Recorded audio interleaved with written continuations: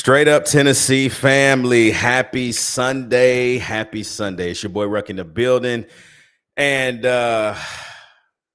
man, what a day it was. What a night. What a game.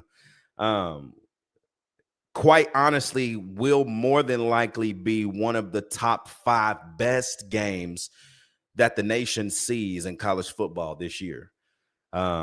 Tennessee has been a part of some really big college football games the last 5 years, and it's no surprise that there's so much noise now on Rocky Top. However, we came up short, and there's a lot of pain with it. There's a lot of confusion. There's a lot of this ain't even a word, but like pissed offness. Like everybody's just it wasn't a great night when you get into the details. Overarching, we got a lot to talk about tonight on the next day. But just know this, we are proud of this football team. We understand that things happen, but you just didn't like the way it had to happen yesterday in Neyland Stadium. I got Sale with me. I got Dylan with me. Welcome to the next day. Y'all, this is what we do. We get on here to sulk and get pissed off and say whatever we want to say. And then guess what? It all feels better. So like, that's what we're going to do for the next however long y'all want to kick it with us. It's going to be a really good night. Let's dive into it. I'm excited. So let's get it popping, man. Let's just get this next day show rolling. You already know what it is. It's straight up Tennessee, baby. Let's get it. Tennessee's the program to keep an eye on. If you want to know which program that's not currently at the head table of college football, it's Tennessee.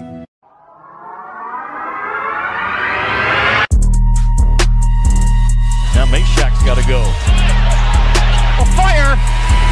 Fire! Wins it! July Mashak wins it!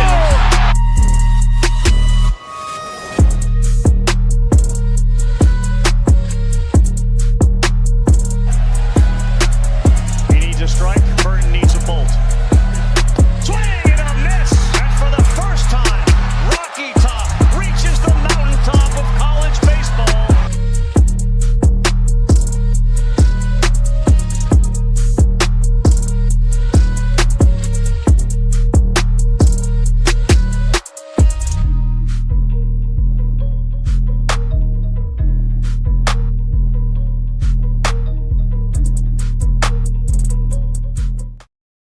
What's good, straight up Tennessee family? It's your boy Ruck in the building, joined by my fellas, man. I got Sel, I got Dylan with me. Y'all know what to do. It's the top of the show. Like, comment, subscribe, and join the channel, man. Oh, man, what a night it was there in Neyland Stadium. I felt like Tennessee did everything it could to lose it, and we did. And Tennessee falls to Georgia there, 44-41 in overtime. We got a lot of things to talk about. We got a lot of great things to talk about. We got a lot of negative potentially. Y'all pray for Dylan before he opens his mouth. That's what I'm gonna tell y'all. Okay, y'all need to go ahead, lay hands on Dylan's, like pray for his tongue, that the Lord would just take over, that he would not say something that he does mean, but it doesn't. But y'all get what I'm saying. But listen, y'all, just an incredible atmosphere it was. I can just set it up for you guys. Just a lot of people were concerned that the volume in Neyland Stadium wasn't there. I can tell you that I went back and watched the TV copy, and the All 22, and the TV copy, from what I heard, they literally put microphones that sounded like only on Georgia's little bitty 2,000 people section. And I mean, you could hear their band. You couldn't even hear our band from the TV copy. Like, it was very strange. I'd never seen that dynamic from when ESPN sets up there in Knoxville. So from you watching the game on TV, I can see now why y'all was like, is it loud in there? I'm like, yeah. I like that. That's like a pet peeve of mine. I hate when they have the crowd level down. Yeah, like it wasn't there, you know. And so definitely was loud. Environment was set. I can say this, I've definitely heard it louder. I think what happened was obviously quarter one lit off the chain. Like everything's just, and then I think when, like I said this all week though, y'all, like when the game became a game, what would happen? And that's what happened. You know, it was just like Bama in 22, you know, it kind of settled down and then momentum came back, and that's ebbs and flows, right? You're not going to be loud for 60 straight minutes. It's not what happens. Momentum and different things change. And so environment was great. That was probably the least amount of red. That was least red than I expected. I thought there'd be a little bit more, especially in the balcony. Yeah, yeah, man. I'm telling you, man, out of the 101, 915, I would say there was probably 1,800 Georgia fans for sure. They definitely had their section down there in ZZ 13, in like section A, and then in ZZ 13, 14, and 15, like they take that corner. They had a couple up there in GG, but man, Tennessee was there, and you know, we did not sell our tickets to Georgia fans. You know what I mean? Like we didn't do it. And so at the end of the day, one team has won national championships and another team hasn't yet. And I hate saying this, but like you saw it. You saw the inexperience from the coaching staff. You saw the inexperience in the play calling in specific portions of the game. When you want to take a big play and you kind of want to play to win, like you saw that unfold for us. And so it's amazing how all week, bro, Georgia fans were quiet. Look, we got a couple in the chat already. Griffin in the chat. What's up, Griff? He says, go Dogs. Hey, man, great game. And also King Brian here says, go Dogs, man. Yeah, go no. Kevin Smith, yeah, we know what that means. I just can't say that right now. Devin in the chat says, man, I thought the exact same thing while watching it on TV. They made it sound like the UGA fans were louder than ours. Yeah, that's just what it was. Like, y'all, it wasn't that way. Like in the stadium, it was not that way. I wish I had the video that I had posted, but it's now gone away. It's went away. So, but boys, let's just open it up this way. Opening thoughts. How are you feeling on a Sunday? I can just say this. I'm feeling better, knowing that we've got 9 more of these things. And I'm serious, y'all. Like, I didn't think we were going to be that good. And buddy, my eyes got opened quickly because we're missing some things defensively, and it's in key positions that we got cooked at last night. And so let's just open it up, man. Opening thoughts. Yeah, I'm just thanking God that we do this the day after and not the night of, because we wouldn't be on YouTube no more if I would have got on last night. And that's why I got to protect my boys. My boys. But it sucks. It hurts. We gave them opportunities. They took advantage of it. But we know one thing. We got us a quarterback in Knoxville. We sure do, boy. Yeah. I get scared of them deep balls. I feel like they just be floating. Yeah. It's because you ain't never seen a quarterback in 2 years throw with air. Literally. That's literally why you feel that way. But opening thoughts. Go ahead. Oh, you go ahead. Yeah, Keep going down. No, okay. Oh, he's done. I thought we was done.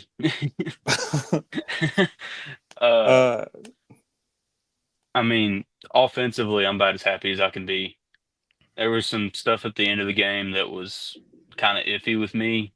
And defensively, I got a lot to say about that, but I ain't going to get into it just yet. So, go ahead. Like Dylan, I'm not going to dive into the specifics yet because that's what the show's going to be. But opening thoughts. First, respect to Georgia. I hate to say it, but that's part of the rivalry. It wouldn't be a rivalry if we didn't respect him. Kirby Smart. I mean, this is his era of being that top elite coach. And, you know, I got that much more respect for him. As soon as the game was over, they put him on the mic. He said, we shouldn't have won that game. But then he doubled down on it in his press conference after. He said, I feel like I owe them an apology. We got outplayed. We shouldn't have won that game. And as a former athlete myself, as a retired player, nothing's worse than losing a game that you didn't get beaten, but you lost the game yourself. And so, like, I just know for me and my experiences, you're just ready for that next game so you can get that nasty taste out of your mouth. And not even UAB. I mean, UAB, we know they're going to get smacked. Lord, who knows what that score is going to look like. But the next one after that, like, I know that I just know, like, I don't know if you guys have seen the videos of West walking off the field where he's just pissed. Like, that sometimes a loss this early in the year can be beneficial for you because you get that nasty taste in your mouth and you just like, I'm not doing that again. Like, if it's going to happen again, it's because someone just flat out beat me, but it's not going to be because of my own mistakes. And one last thing, Gunnar Stockton earned my respect. He threw a couple of good balls in there.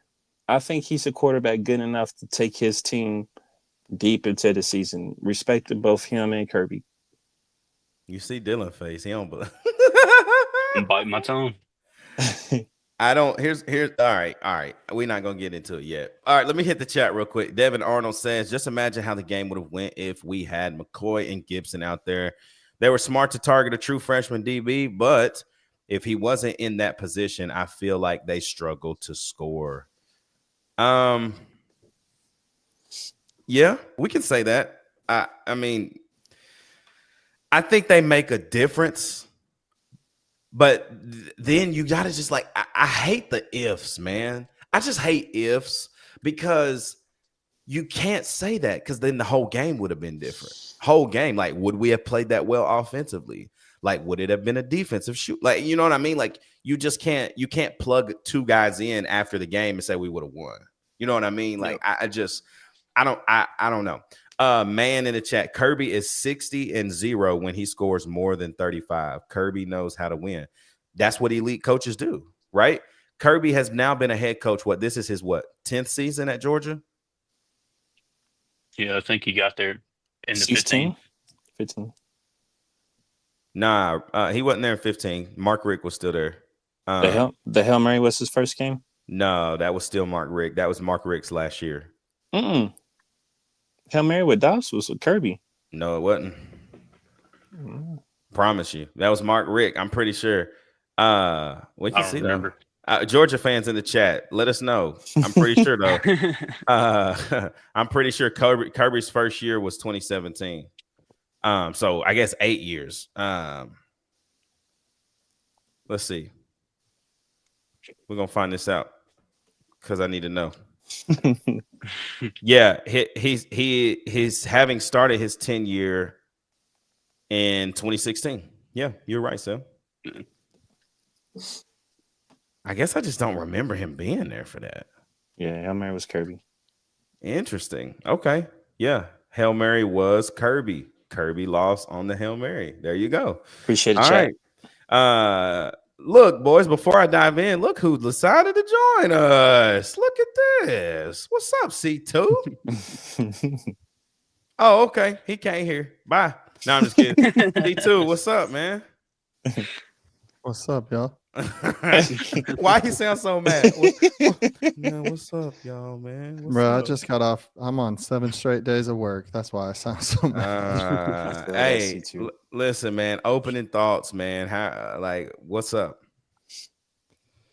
I think there's a lot of good to take away from that game. There's also a lot of negative to take away from that game. Plain and simple, I think we saw what we thought we were going to see from Gunnar, and we just didn't do enough to stop it. And then on offense, I still don't get, and anyone who is in the Discord will know already that I don't get not running the ball more in the game, especially during really most of the second quarter into the early part of the third quarter. If I'm remembering right, I didn't put myself through the pain of rewatching it, so those timestamps could be wrong. But I don't get with the running backs that we have not leaning on the run to open up more of the pass when it was clear that pass in every play wasn't working anymore. It was one of the most electric, thrilling, sad, non-enjoyable days of my life. And being there, y'all, like, I've been dealing with like some sinus and stuff. And so I felt terrible. We tailgate and I didn't feel the greatest. So I'm taking all these medicines, bro. People like, try this. I'm trying anything. Cause I'm like, I refuse to go home during this game. You know what I mean? And so ended up feeling great. Feel the best I felt in a couple of days. And so, that on top of losing, it was just like, oh man, this is straight.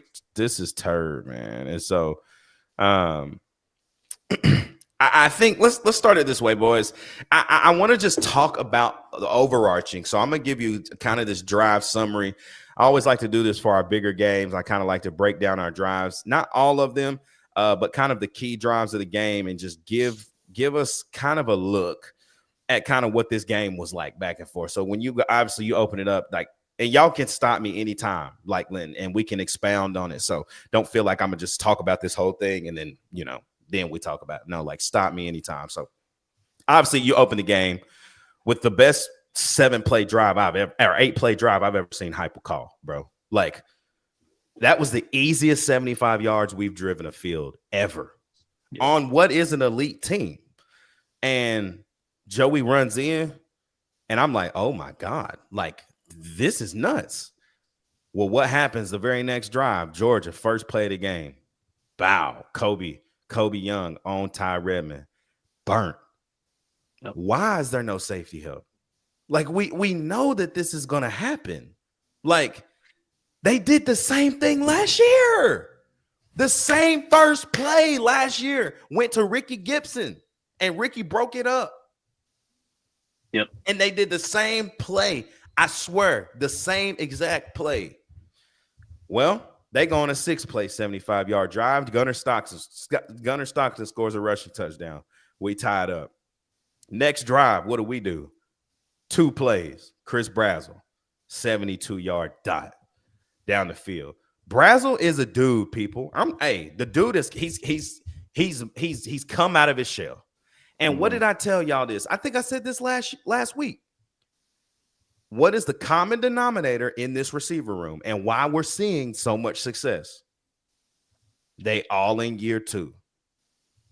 They're all year 2 in the program. It takes that because you have to feel comfortable understanding your role in this offense, especially now with all the different layers that we have going in there with sets and bunch and everything. So we score. Then Georgia goes, what? We get that punt. Boom. We get the ball back. Tennessee, touchdown. 12 plays, 83 yards with another 14-yard strike to Brazzell in the back of the end zone. 21-7. At this point, boys, I'm feeling that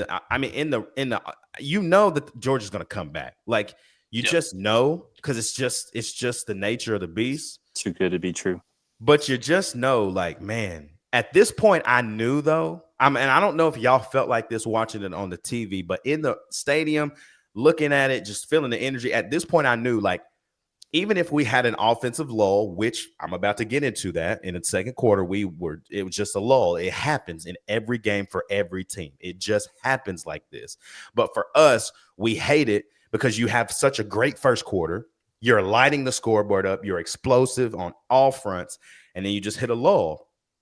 But with lulls, and now with Josh Heupel coached offenses, that it may happen, but I never had a doubt that we wouldn't stay in the football game. Never was that a doubt based off of how they were playing. Like, the second quarter lull, people, was drops.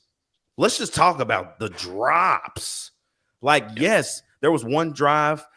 Joey was dropping back, and he kind of just threw the ball somewhere, and we didn't know if Kisselman wanted the ball or if Mike Matthews wanted the ball. The ball just kind of was in the air, and nobody wanted to go get it. So I was anyway. Second quarter, we get there, right? Georgia gets the football. Speedy man, Zach Branch catches a bubble screen. I'm calling this play from the top. I'm literally watching this. I'm telling everybody around me, one is getting the football. The way that the stack was, the way that they ran trips in that formation, I said, they're throwing a tunnel screen, dude. Like, he's getting the ball. What does he do? And let me ask y'all this. We were in cover 0. Why didn't we check out of it? Yeah. We should be going to cover 2 like that. Yep. What are we doing? I felt like we were out of it the whole game. I feel like that was the most fatigued our defense has ever appeared to be. And there was so many times where they were just like communicating on what they needed to do for the play. Yeah. Here's another thing. Why are we setting the edge with corners and safeties? Especially when Andre Turrentine has been an absolute liability in the run game all year long. Stop. We're not talking about. Nope. Corey, shut up. I already know. No, not yet. Not yet. Not yet. Let's keep going. Because look, as soon as y'all say A-Dre, T-U-R, nope, as soon as y'all get to the name, we're going to sit there for 45 minutes. So let's continue. Stockton finds Branch, 36-yard tutty. They score 9 plays, 72 yards. Now it's 21-14. Georgia kicks a field goal before halftime, but it was a 14-play, 88-yard drive. Like, those are the drives Kirby wants, bro. He's taking all the time off the clock, and he's wanting to score touchdowns. Well, we were holding them to field goals, y'all. We were still winning. Like, we had, like, dude, they had every opportunity to score touchdowns, and it showed me everything I needed to see is that Tennessee, when they want to, this defense can be elite. When they want to be elite, they can be. You're holding a team driving 14, 16, 12, 13 drives, 13 play drives to field goals. Why can't we get off the field, y'all? Why can't we get off the field? When we're aggressive, we are elite. Exactly. And we'll get to when we want to drop 7, we're not. We'll get to that defense. We get to the third quarter. Georgia takes the lead. They score a touchdown on another 14-play, 75-yard drive. All right, now it's 24-21. Georgia now kicks another field goal. Next drive that Georgia gets the football. Tennessee goes to, like, I think it was, we got 1 first down, and then we went downs, had to punt. Georgia scored on a field goal. The next one, no, that was the pick. That was the pick drive. Joey throws the pick, deep ball. I think that was the one throw Joey had that he pressed on. Now, had he threw that football maybe 2 seconds earlier, I think Mike's running under it at that point. But I think what happened was that middle where he wanted to sit in that pocket got clogged up, and he waited a little late to throw that football. So that's why that pick happened, and you gave that safety enough time to come over. Like Sale said in the intro, like, man, the ball just seemed like it'd been floating in the air. You know, like that was one of those instances where it was late. I also think, and I could be wrong, I think he also ended up with pressure in his face at the last second on that throw, so he couldn't step all the way into it, which took a couple yards off of it. Yep, and that's exactly what I was meaning. Like that middle got clogged really quickly, and had he thrown that football, I'm telling you, 2 seconds earlier, he probably would have had his hips in it enough to let that thing run right under it. So we throw the pick. Georgia kicks a field goal, 7 plays. Now it's 27-21. Joey doesn't care. Joey's like, I threw a pick the last drive. Well, I'm going to throw another bomb ball. 56 yards to Brazel. 5 plays, 75-yard drive. Now Tennessee's winning the football game, 28-27. Fourth quarter. We were about to have after that one, I was just like, is this 2022 all over again? It was. That's it literally was. It literally was. The fourth quarter was pure cinema, bro. Like it was if you were not a fan of either of these teams and you watched that game, just go look what the national media is saying. Like, this was the best game I've seen. Yep. Like, Notre Dame and Texas A&M played last night. No one is talking about that game. No one cares about that game because this game was that much better. And this is going to be the talk of college football until there's another game that's better. And boys, I don't know. I don't know. It could happen, but I don't know. You get to the fourth quarter. Georgia gets a football, 8-play, 69-yard drive, sets up another field goal. Again, y'all, we're holding them to field goals. What is when the defense, when they want to be elite, they are.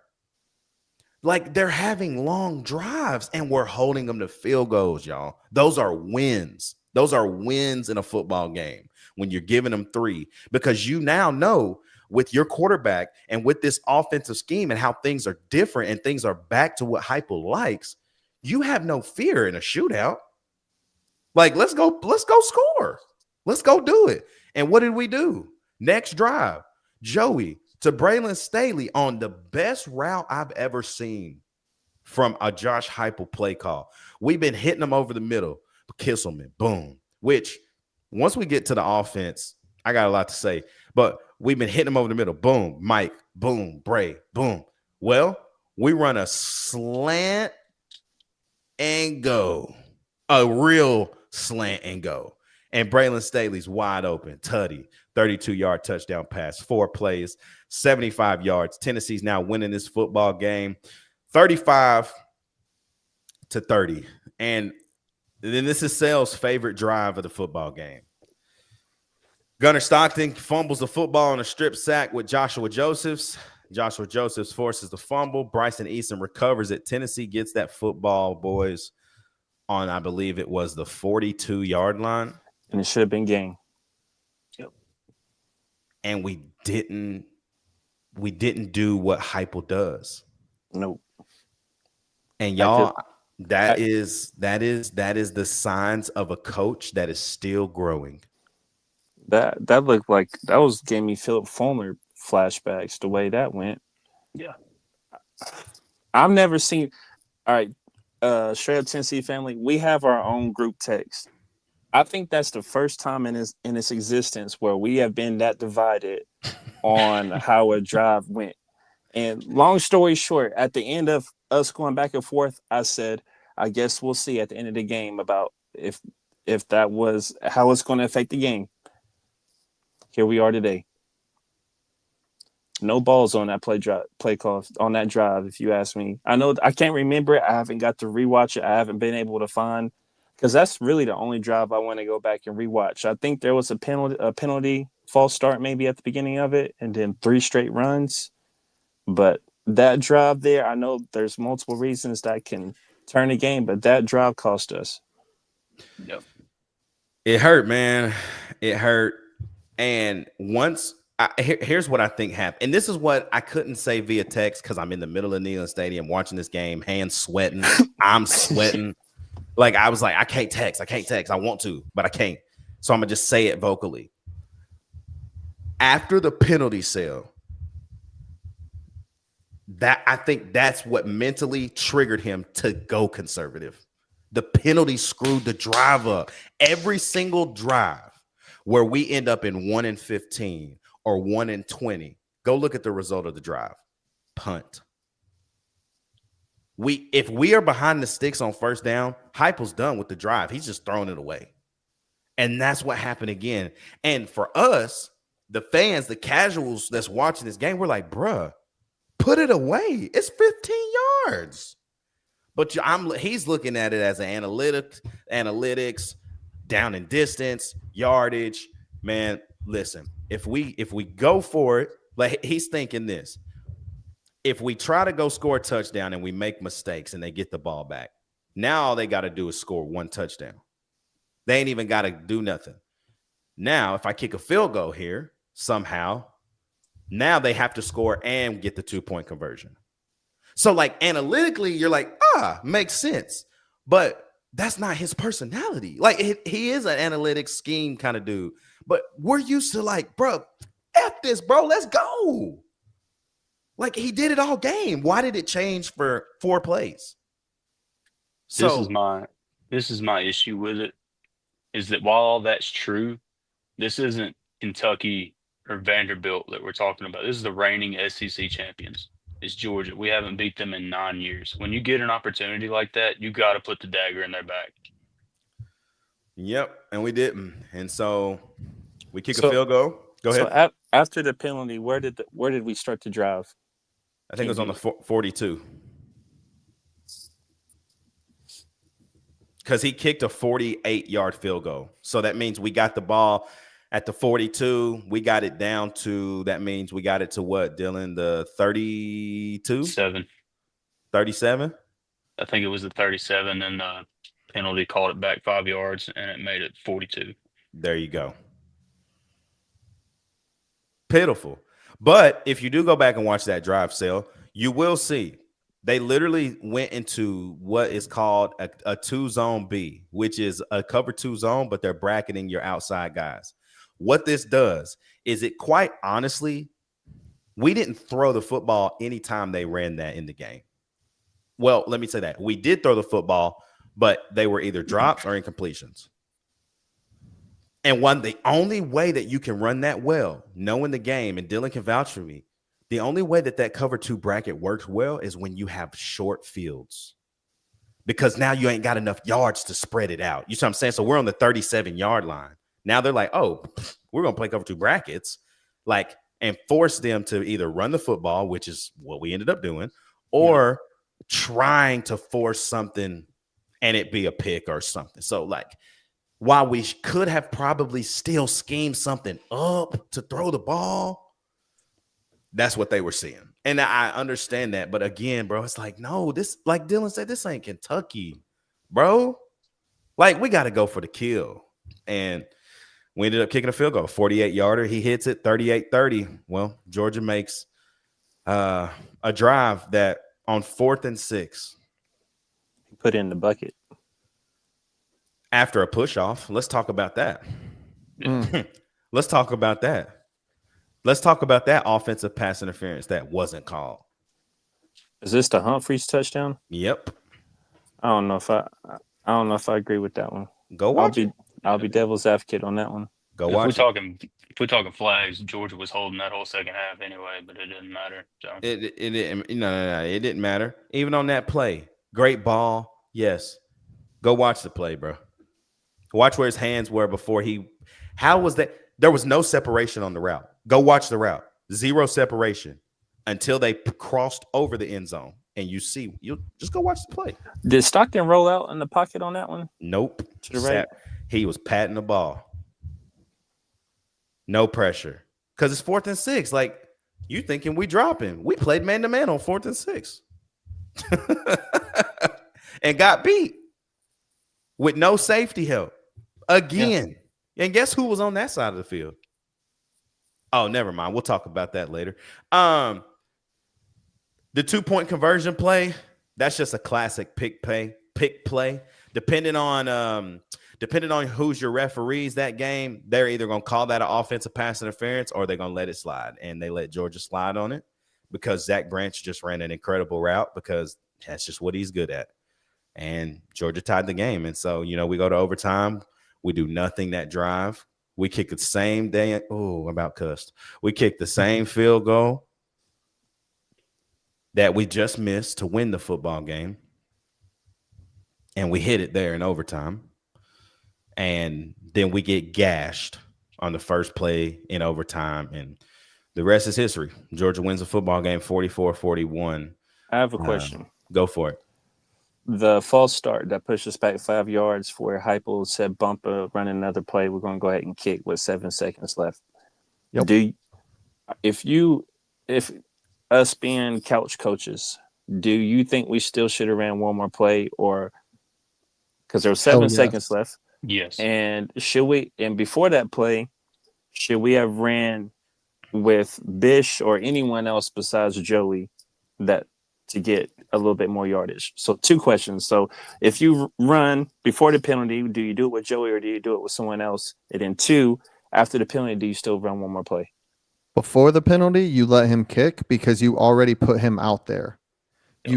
You don't put a kicker out there so he can see what he's about to kick, especially not when he's kind of freaking out, and then yank him back off the field. That's literally why teams will try to save their last time out for when someone's going to try and go for a game-winning field goal because you're making the kicker think about it longer because kickers are head cases. The longer they think about something, the more likely they're going to miss it.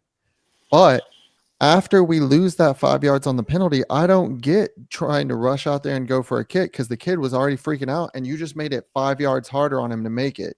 Try and get some of that yards back. So instead of going, well, crap, now I've got to kick it 5 yards further. He can go, okay, we lost 5 yards, but hell, we gained 4 of it back. I can do this. All right. I'm going out to kick off of a positive instead of off of a negative. Yeah, that was an absolute coaching blunder at that play because, okay, you send Max out there and it's 3rd and 7, I think it was. Yeah. Yeah, 3rd and 7. No. It was 3rd and 9 because we had 3rd and 9. Okay, yeah. And then we get the penalty. We back it up 5 yards. And I don't know what was going on between Hype and Halsey. I think they had a miscommunication or something because Hype was pissed on the Hyper was sideline about something. pissed. He was pissed. And so play clock's ticking down, and we still got the offense out there. And then Max has to come sprinting out onto the field to get ready to get set. And he's already freaking out. And now you're rushing him after a penalty that just backed him up 5 more yards. Listen, I know Max. I'm not like the best of friends with him, but he went to Lausanne down here in Memphis. I've seen this kid drill 55-yard field goals like it's nothing. That when you rush a kid like that on something so technical, and he's only 19, he's going to get better. He'll get all that cleared out of his head, but you cannot put that much pressure on a kid in that kind of moment. And people will say, "Oh, well, he's getting paid for it." Well, yeah, but what would you do in that situation? Are you going to drill that, or are you just going to fall apart like he did? Because It's we the know same that thing. Max, Go ahead. I'm sorry. yeah, because we know that Max has had his issues in the past where he's missed 6 straight last year, but he got back on track and then he started drilling again. So it's just get off the kid, man. That was a coaching blunder from point A to point B. And we just got to do a little better on managing the clock. That does frustrate me. Someone said, I think it was I forget the other big network, but they was talking about him getting hate messages. That's crazy. He's still a kid at the end of the day, NIL or not. But same thing for basketball. I know that that's his, specialty is only kicking, but same thing for basketball. You could shoot 100 free throws, 1,000 free throws all day, every day. When the game of the week, breaking a streak in front of hundreds of thousands of fans is on the line, that's different. You can't practice that. Yeah, man. It's just I'm somewhere in the middle. I think above everything, while that drive was horrendous, when we got to 7 seconds, rewind, before we even did anything, that whole drive should have been out of one of 2 formations, pistol or under center. Why are we in shotgun? Why? Like, especially once we got down there. Once we got down there in that scenario, why did we go heavy? We ain't did that the whole game. And the one guy jumps off sides that ain't done it the whole game. That was my point. It's just, again, and I said this, and I don't think I said this in our chat, but maybe I did. It's like, I'm also having to remind myself that, y'all, this is Heupel's 8th year as a head coach. This is his 8th year as a head coach in college football. This is his 5th year at the major market program of the University of Tennessee. He's still developing as a coach, and a dang good one at that point. But these are the things that he has to learn too. While the players are learning and developing, coaches are doing the same thing. Saban wasn't Saban when he was 40. Okay? He was failing in the NFL at this time. Think about that. Okay? Like, we got a long way to go with Josh Heupel, and he has a long way to go. And I'm cool. I don't need to see him go nowhere but right here in Knoxville, Tennessee. And so, while it was a terrible mistake and it was just not smart, you live and you learn. We got to get to next week, and we got to get to the rest of the season. So, hitting up this chat right now, Devin says, in my opinion, Turrentine could have been replaced by any DB on our depth chart, and we could have gotten more production out of the position. My boy Bull. He could have been replaced by a geometry student that knew angles, and we would have got more production out of him in run defense. I knew that was coming. Oh my God. I'm just saying. Oh my gosh, y'all. My boy Bull at Blue Chip Breakdown, man, he literally said like at some point we got to stop caring if a senior gets benched or a junior gets benched. If you got better talent underneath, that's going to be better and might be better now, but they just need to grow. Play them, dude. And I'm going to tell y'all this. Y'all going to call me crazy right now, but that's how I felt about Kisselman yesterday. I thought he was trash. This is what I saw out of Miles Kisselman yesterday. I saw how slow this dude is, bro. This man is slow. Slow. And while, yes, he had 3 catches for, I think, 33 yards, Kisselman should have had 6 catches for about 87. The drops in the second quarter, you can hand those to Miles Kisselman. You can hand one in the third quarter where you're driving and then you have to stall out to Miles Kisselman. Not a good performance to me. Not a great performance from Miles Kisselman. Not great performance from Ethan Davis in the run game. We didn't target ED really, as far as in the pass game. He was out there, but the ball just did he actually? Yeah, they said it on the broadcast that his shoulder popped out of socket and they popped it back in on the sideline.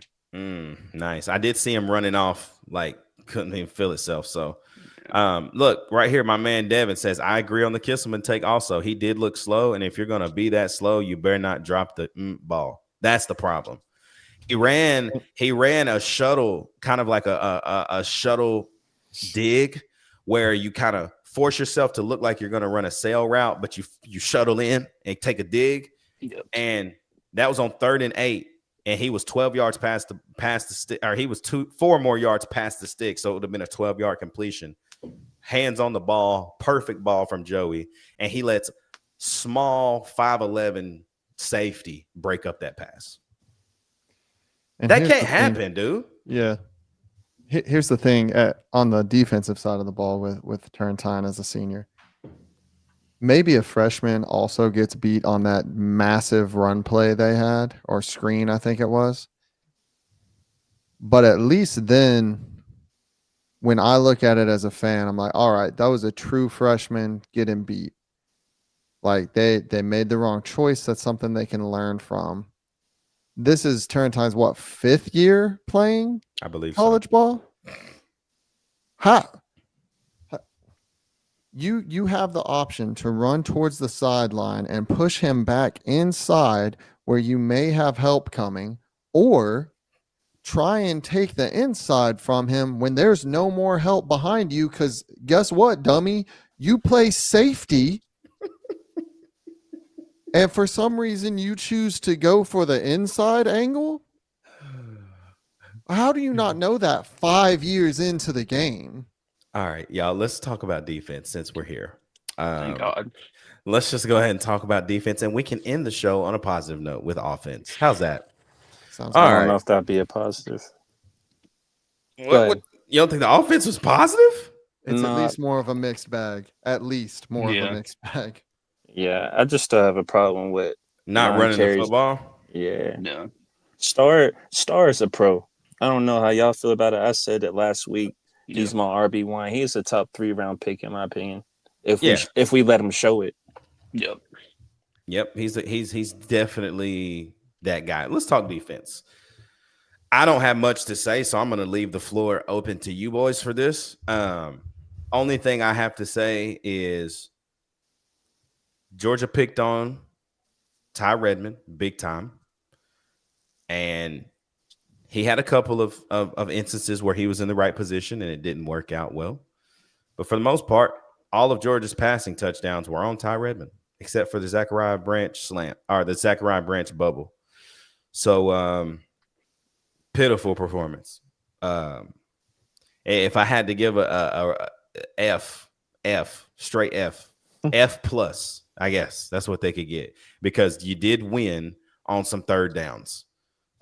You didn't win on third down. You won on some long drives, making them kick. So that was the plus. But and the brightest star, in my opinion, Caleb Herring is a dog. Went to work. That's what we thought we were getting out of Caleb Herring, and we finally saw it. Right?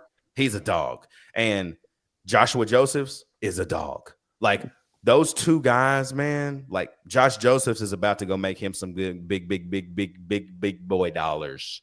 And Caleb Herring, that's what I'm saying. The D line I had no issues with, to be honest. I had no issues. They played their butts off. It's everybody else. So you boys, y'all take it away. All right. Well, first things first, I have an issue with why are we calling plays like we have two Darrell Reeveses on the field? Why is a true freshman not getting safety help over top? And Josh Heupel has preached, do not make the same mistake twice all offseason. What does Tim Banks do? He does the same mistake twice, and Ty Redmond gets jumped on by Colby Young and London Humphreys, I think it was. Yep. What are we doing? And Ty Redmond, God bless him, he's going to be a great corner here. But when you don't give an 18-year-old help over top like that, that's the result you're going to get when he's matched up with a 6'6" receiver. And every receiver that caught a pass on him was either a junior or a senior. Yeah. Yeah. And other than that, going back to the Zachariah Branch touchdown, I don't know why we're setting the edge with safeties and corners. I know this is the second time we brought it up, but I made it a focal point last year to point out that our edge rushers and our will linebackers, they have to get on the edge and force things inside. I knew that they were going to run a jet motion. I knew that last Sunday. But for some reason, we didn't do it, and look at what it got us. And then my final thing that I'm going to say about it, when Georgia was on that 7-man drive, why in the world were we still in cover one? Somebody please give me an explanation why we are in cover one after they just rattled off 8 straight runs and we get down on the goal line and we've only got 4 down linemen. What are we doing? Am I watching freaking church league football right now? We was playing upward on that drive, bro. I mean, if you're that scared of getting beat over the top against a quarterback that has shown that he cannot hit the deep ball, regardless of what he just did to Ty Redmond. I mean, what are we doing? I mean, look at the blitz packages. We didn't have 7 in the box that entire drive. Mm-hmm. I mean, I can't just be the only one seeing this. Is the defensive analyst not seeing this? Is William Inge not seeing this? I know he's in the box with him. I saw Inge on the field last night, believe it or not. Okay. I'm sick and tired of Tim Banks getting all of Rodney Garner's credit. Oof. Preach that. I said that in the summer.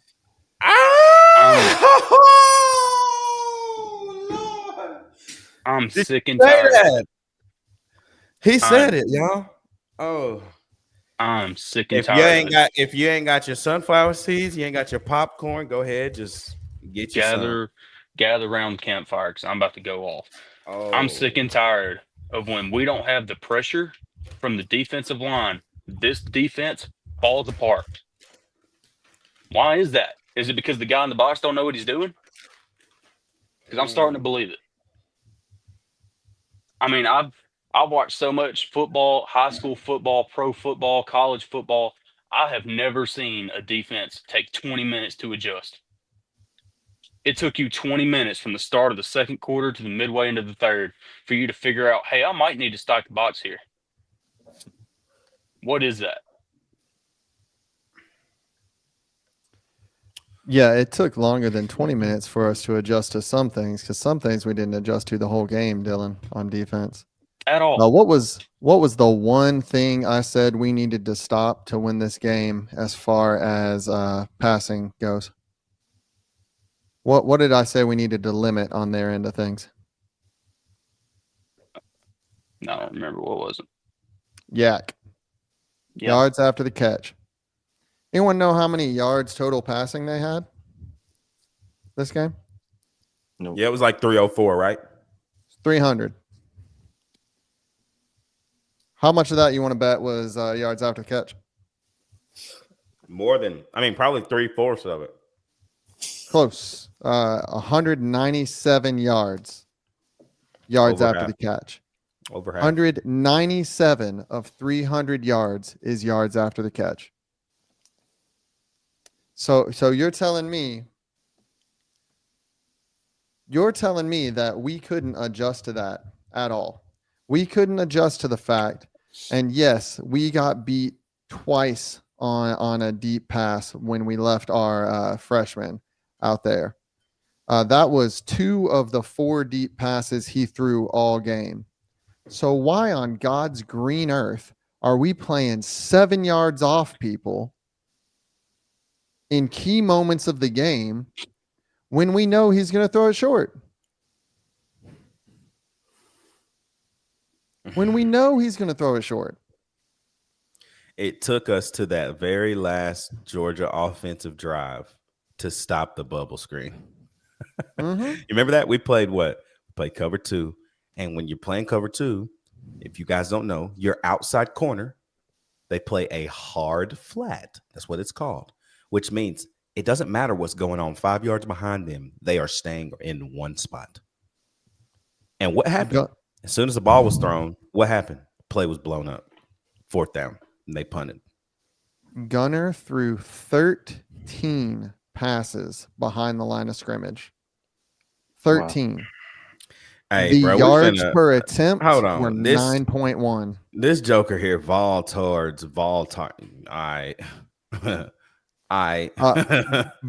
said the game doesn't mean anything, but is still in here in our comment section. Like, you had to come look for Tennessee streaming when the game didn't mean anything. Nice try, though. Nice try. Honestly, L-level trolling because your entire team acted like they just won the SEC championship after winning that game. So clearly the game meant something. Obviously. But good try. Continue. So I have another question for y'all. How many first or second year players do you think had a better run defense score than our senior safety? Well, I think the number was, I think we played 17 true freshmen last night. It was either 17 or 13.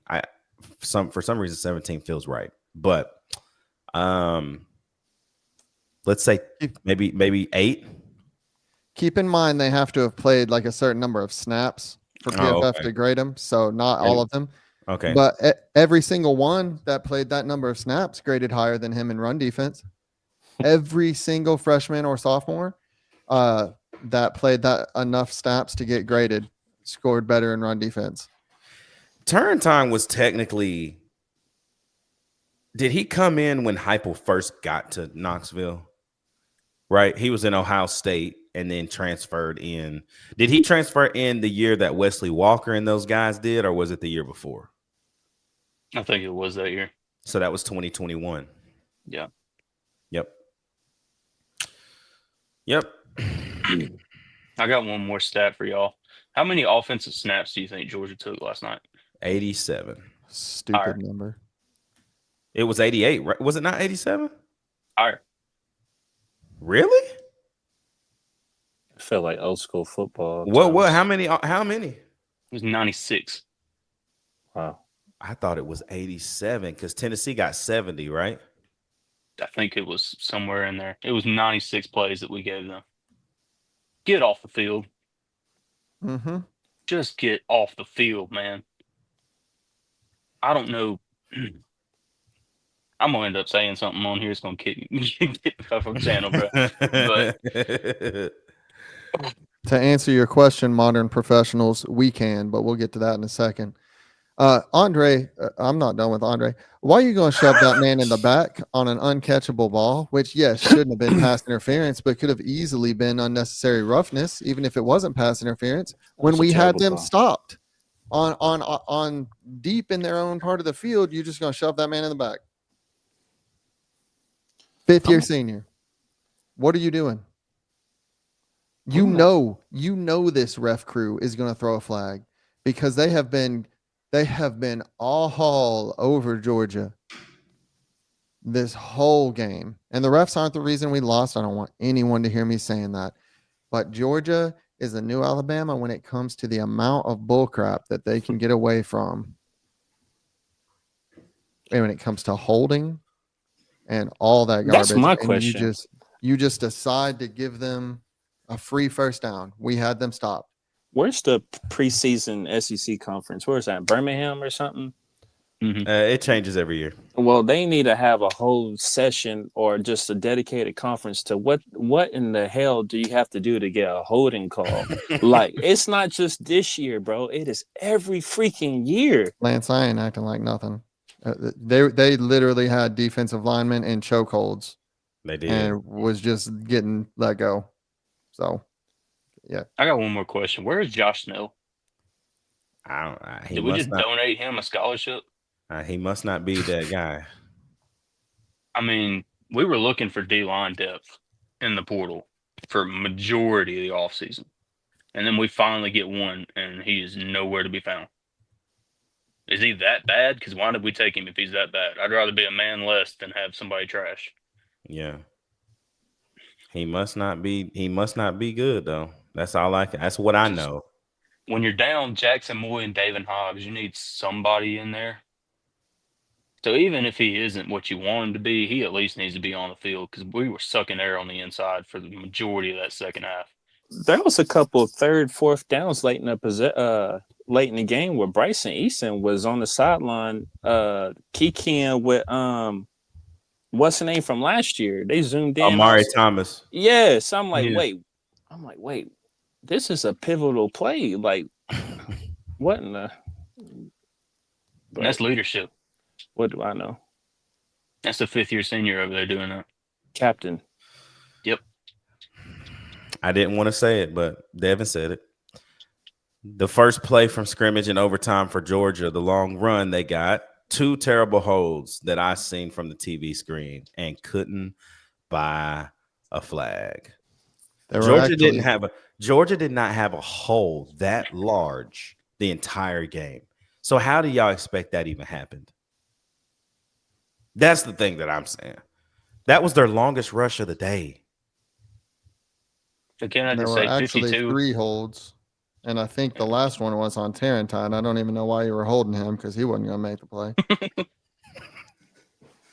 So even with our injuries with McCoy and Gibson out, what are you guys? How would you compare our defense so far to last year's? It's not even the same. I don't think the scheme is the same. I think here's what I do think. Here's the positive. I think that we get home, the pressure rate is up and the sacks are up. Can I tell y'all that we dominated their offensive line? We completely dominated it. Gunnar Stockton was sacked, what, twice? I think so. It was either once or twice. Joey Aguilar didn't get sacked, boys. He didn't get sacked again.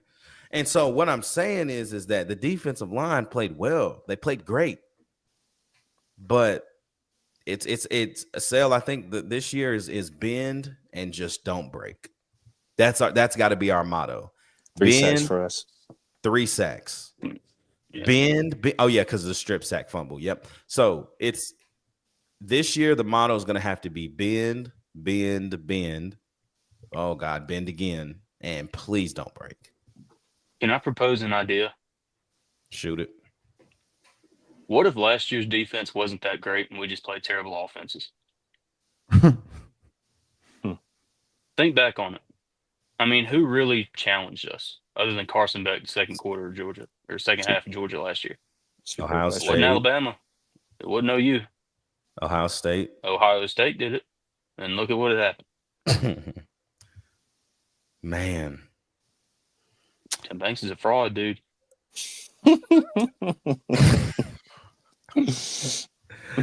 I hate when people point something out that's so obvious, but you just don't want to believe it. Yeah.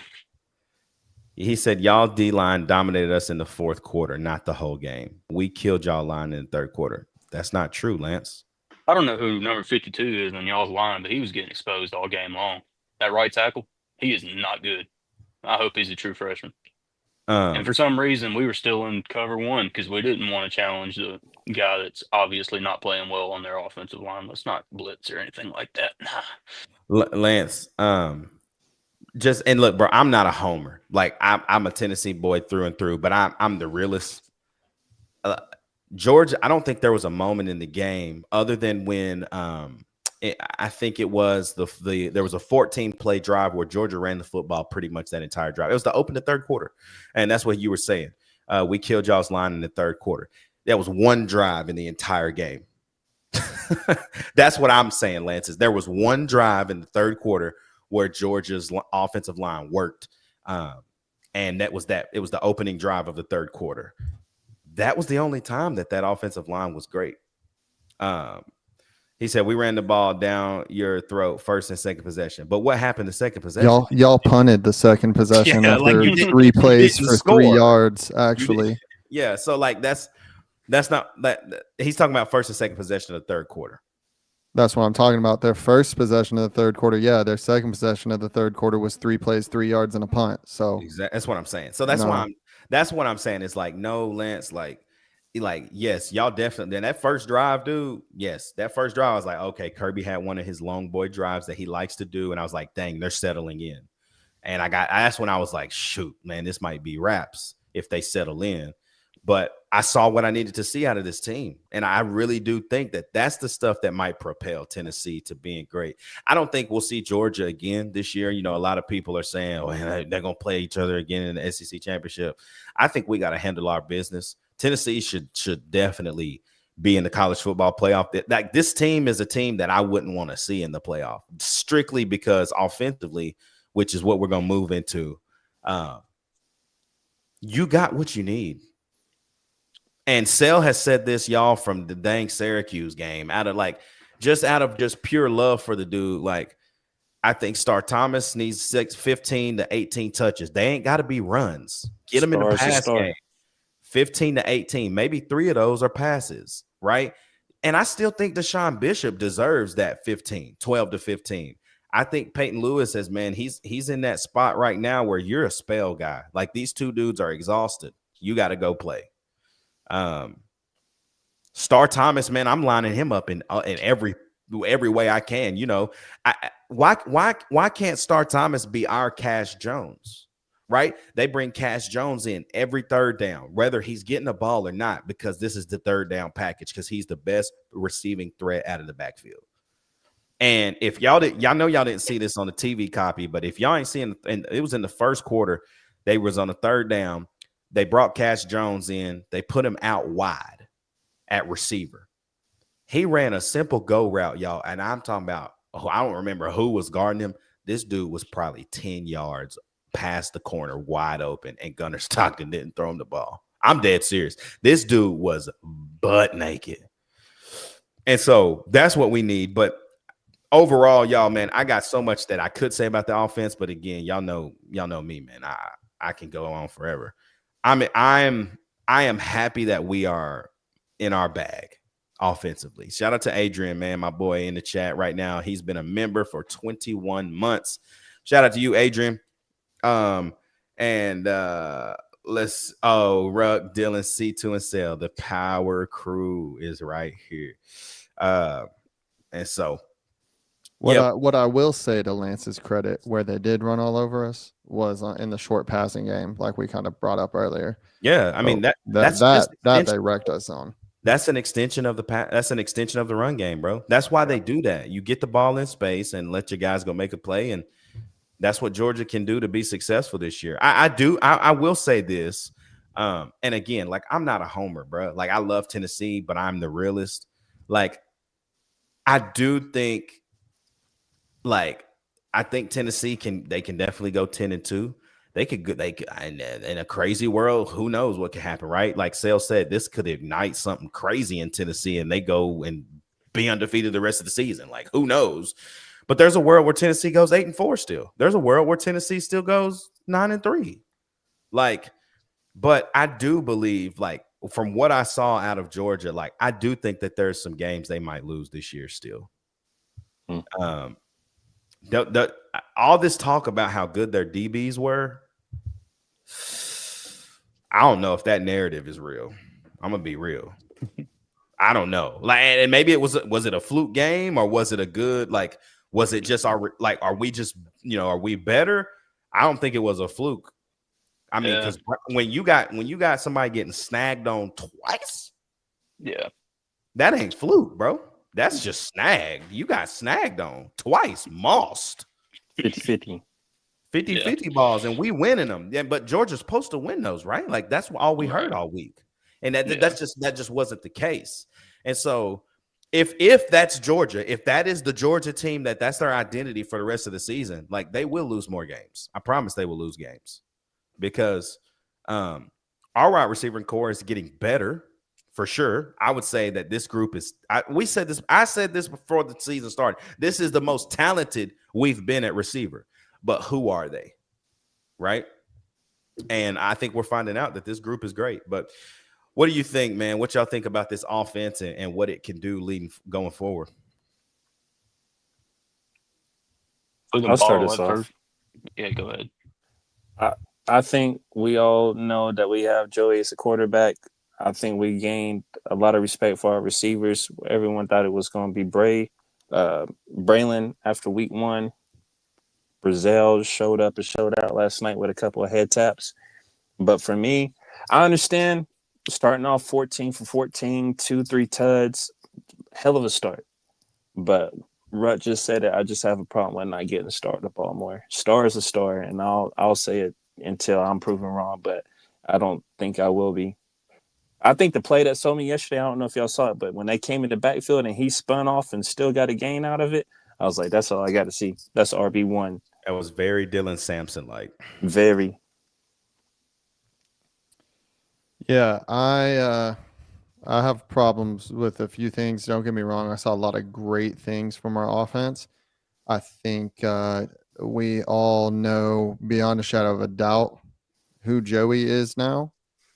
I think there was a little bit of, I mean, we're all excited about what we saw from Joey so far, right? But like going against Georgia, going against a good defense, a top 10 team, what are we going to see? And really, we saw 4 touchdowns at what should have been 1 interception, but your receiver falls down on a play. I know it goes against him on the stat sheet. That's not one I'm really counting against him. My issue lies more in play calling, specifically in the second quarter, and specifically at the end of the fourth quarter, really towards at the midpoint or early to midpoint in the second quarter, end of the fourth quarter. We start lagging. We are having problems getting the ball. Joey threw a couple that were behind receivers. They were still definitely catchable and they were dropped. And instead of switching to the run, I like what we did coming out passing the ball so much because in the past, Georgia has just taken the run away from us because it's all we had the past 2 years. But after we showed that, why did we not transition back into the run? If we had done that earlier in the second quarter, I don't necessarily think this is a game as late as it is. I know you can't know that for sure, obviously. But when we switched back to running to set up play action pass, it was back-to-back touchdowns immediately. Instead, we had 5 plays for 14 yards and a punt at the start of the second quarter. And the one that to me was really the turning point in the game from where it went from we have an opportunity to put our foot on their neck and not let up to, oh, well, we're just going to kind of have a back and forth game is when we didn't go for it on that 4th and 2 at just about the 50-yard line when we had completed a 5-yard pass to Radarius Jackson and it made it 4th and 2 and then Georgia called a timeout.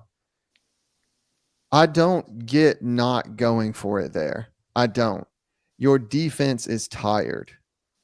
You just punted the ball. Georgia came out after that punt, or Georgia started that on a 9-play, 72-yard touchdown. You just had 5 plays, 14 yards, and had to punt. And then they had 5 plays for 20 yards, and they fumbled it. So we had a chance to go do something. And instead, on 4th and 2, after they called a timeout, we decided to play it conservative for whatever reason. I don't get why we do that against against big opponents when we don't do that against other teams. It's 4th and 2. You've got Star Lewis, Star Thomas, Peyton Lewis, and Deshaun Bishop on 4th and 2. Joey can also run. You've got receivers that can get open for short yardage. go get the first down. One way or another, go get that first down, and then you can drive. And even if you just go get that first down and then, you get to third down again later, maybe it's a longer fourth down and you punt, you at least bought your defense time to rest. Because what happened after that? 14 plays, 88 yards for a field goal for them. Then we throw an interception. And then they throw an interception to end the game or to end the half. Then you come back out in the fourth quarter after we get a strip sack fumble. I get running it first and second. I don't get running it up the middle on 3rd and 8. I just don't understand that at all. I know you were talking about bracketed coverage, but at least give your guys a chance to go get the first down. Like, give them a chance there to go get it. Or if you're going to run it somewhere else. You just ran it up the middle twice. Run it somewhere else at least. And instead we settle for a field goal. And then we come out, and I told y'all, I said it in the chat. I said it in our Discord. We come out in overtime. It's 1st and 10, ball on the 25. And I know it was a good play because he was open. He just dropped it. But I don't get not running the football there. Run the football. We had been pushing them off the ball leading up to that field goal. We had been pushing them back. We had been running it down the field, running time off the clock. And instead of keeping that pressure on their defense, pounding it over and over, we drop the ball, and for some reason that is beyond my mental capacity, the most obvious run we could do after having a setback on first down is the run we decided to call. Everybody in the stadium knew where that run was going. Everybody. Unfortunately, including their defense. And then we end up kicking a field goal. And as soon as we kicked that field goal, I believe it was Dylan who sent it in the Discord, that was game. Yep. There's a lot to love, though, too. There is. There's a lot to love. A whole lot to love. Tyler Cobbs in the chat. Arion and Edwin, linebacker 1 and 2 going forward. Edwin had a hell of a game. Edwin Spillman is one of them ones, y'all. Very good. I think he's got to play. I'm sorry. He's got to play. I love Jeremiah. I love what he brings. I love the physicalness in the run game, but sometimes he's just out there to be out there. Again, are you going to play guys? Are you going to play guys that are ready to play in this environment? To your point earlier, Ruck, on Heupel developing, and I don't want this misconstrued. This is not me throwing in the towel on Heupel or anything like that. If Heupel is going to get to the next level as a coach, the two things that I think he has to do is, number one, and most importantly, not play scared football against a big team in those crucial moments, because we've seen it too many years in a row. He's got to shake that off. And to be fair, I don't know if that's him or Housley. He's got to shake it off. And number two is what you were just saying. If you have someone younger who with time to develop is going to be far and away better than the senior you have starting in their spot and maybe better than them right now, play the young guy. Yeah. Yep. I agree. You boys, Dylan, Sel, offensive thoughts? It wasn't perfect, but that first quarter was the closest to perfect I've ever seen this offense ran. That's perfect.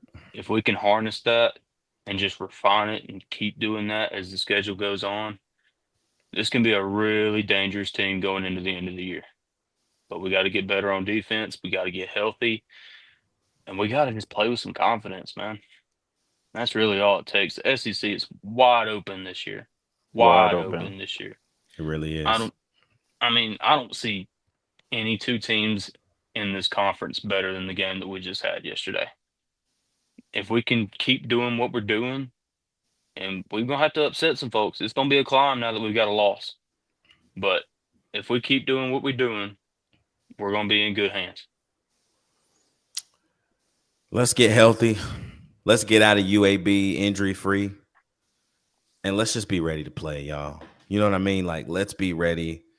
Let's be solid. Let's get healthy everywhere on every side of the football. And let's get Jermon McCoy back after the bye week, man. Let's get Jackson Moy back after the bye week, man. Let's get all these guys ready for SEC play, man, because it's about to get wide open. It's about to be wide open this year, and it's anybody's league right now. And so I think great game. Hate the way that it ended, but it kind of is what it is. But Tennessee looks ahead, y'all, to UAB. We look ahead to UAB, and then we get to take the show on the road to Mississippi State. They're in Starkville, Mississippi, where that game is now bigger than it should be. It's a trap game. I think it's I still don't. There's no way in the love of God that you let this team like Mississippi State beat or hang even in this game with you. You crush their dreams, but it is placed right where I think as a Tennessee fan, you like where it's placed because you're coming off a loss now. You get a little another one of them ones this week to go and just hang 70. And then you get to go really get that test on the road because it's going to be lit. I can promise y'all. Mississippi State having a top 15 team coming into their town. Yeah, they're going to want that one because they really feel like they like that. So I have one last question for y'all that's not related so much to this game, but just in general, something that in my mind, I think I would like to see, but I could be tripping. Okay. And y'all, I know y'all will tell me. One of the things that I think would be interesting is to do a pistol formation with both Starr and Deshaun Bishop out there. Run a 2-back set. I feel like there's a lot of things that you could run out of that between screen options, run options. I'm not saying like run full triple option. I just think there's a lot of things you could run out of that where you've got a defense that now has to worry about both those guys and whatever wide receivers you have on the field, because at this point, I just don't think we're going to see our tight ends really come into play very much in the passing game. I just don't see it happening this year at this point. I wouldn't say pistol. I would say more like split slot. You know what I'm saying? Like a gun formation. Yeah. Issue with that is personnel because you're taking a tight end off the field or you're taking a receiver off the field, and it's just going to be pretty obvious that it's a run play unless you can get some of those screens cooked up. But I mean, you're either losing a blocker and a tight end or you're losing a receiver, and then that's an obvious tell that we're going to be running the ball. There's going to be very short play. Yeah, the way I envision it in my mind is 3 wideouts, shotgun, 2 backs. So you could have passing and running. But okay. Yeah, I think with the numbers thing, it's like now one of your running backs becomes a blocker. Has to be. Yeah. Which ain't a bad thing always, but you can definitely cook up some stuff. It's gonna be quicker stuff, right? Because now your boxes, you're not matched up in the box the right way. Yeah, right. That's fair. But I mean, people do it, so.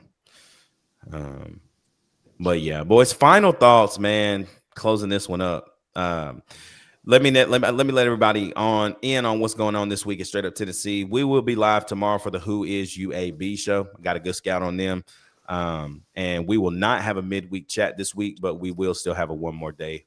I'm going to cook up a straight up and direct video this week. And I think I'm going to call it 12 things that we learned. And 12 things that we learned and that we're disappointed about. Basically, something like that. Because I've got 6 things that I'm really happy about, and I've got 6 things that we really got to work forward if we want to be successful the rest of the year. So we're going to drop that content on Wednesday. It's going to be probably about a 15-20 minute video. So who we scrimmage and show. Yeah, that's right. We just going to get on here probably and talk more about how sad we still are. Because I ain't going to lie, y'all. Like, I'm just more like, bro, I said this, bro. Like, we can go toe to toe with whoever we want to, bro. We just got it. It's got to carry into the coaching staff. It's got to carry into everywhere now. Not even just the conference. I don't know if y'all have seen an AP poll, but right now it's Ohio State, Penn State, LSU, Miami, Georgia, Oregon, Florida State, Texas, Illinois, A&M, Oklahoma, Iowa State, Ole Miss, Bama. That's who is in front of us. Us and Georgia really didn't move at all. If we win yesterday, we're probably 7 in front of Florida State. I'm good with every one of those teams being in front of us except Bama. I'm How? not. Yeah. I don't think Ole Miss should be that. No. I think you can argue that one, but Bama? Yeah, LSU at 3 is diabolical to me. they Crazy. should. Yeah, Especially after what we've seen, Clip. I'm not Yeah. going to get started on that. Last thing I'm I have just to glad say is respect to the Georgia fans that came on who were Civil. sane. And like, I don't get hopping on our show talking crazy like that because we're not one of those podcasts that's talking crazy. But some of y'all need to realize you just make yourself sound dumb when you come in here talking crazy about how the game didn't mean anything or how I saw someone on Twitter say that we're overrated. I'm like, if we're overrated and you only beat us by 3 in overtime, like that you just made yourselves look bad. Like if I beat a team in overtime, I'm going to say they were underrated. Yeah. Like, but Lance, good one. Lil man. Yeah, it was a good game. Respect to you guys. Sale, any last closing thoughts, bro? nah, I'm good. Dilly? No. Well, boys, Tennessee takes the L, man. 44-41 there in Neyland Stadium to the Georgia Bulldogs. We'll see when we get to play them again. It would be amazing to play them again this year. But it doesn't look like, or it may not shape up to be that, but we'll see them again, and we'll be ready once again. Y'all, we'll be live tomorrow night, 8:30 Eastern, 7:30 Central. You already know who is UAB. No midweek chat this week, and then a one more day. So thank you guys for the support. Keep liking, keep commenting, keep subscribing, and keep joining the channel. New tiers, man. We got Straight Up Tennessee Family, and then we got Straight Up Tennessee Family Premier. The Premier slot just gives you a little bit more access to us, more tailgates. You can come to all of our tailgates that we have, and all that stuff like that. So Artez was at the tailgate this past week. I know y'all see Artez in the chat all the time. He was at the tailgate yesterday, hanging out with him. It was a really good time. So everybody that joins that Straight Up Tennessee Family Premiere, not only do you get to hop in the Discord, you get members only videos first, but man, you get to come on, hop in here with us at our Straight Up Tennessee tailgates that will also sometimes carry in the basketball. Tennessee and Duke play in literally like 40 days. So that's going to be lit. It's exhibition game, but you already know that thing going to be fiery. So, Sale, I might need you to drive into Knoxville for that, bro. Get me a ticket. I'll pull up. I already got it. Come on. You got extra? I already got it. Oh, say less. Pull up on me now. Pull up on me now. All right, y'all, man. We thank y'all for the love and support for my guy Dylan, for my guy Sale, for my guy C2. You already know what it is, man. It's your boy Ruck in the building. It's Straight Up Tennessee, baby. We'll see you guys live tomorrow night for the Who Is UAB show.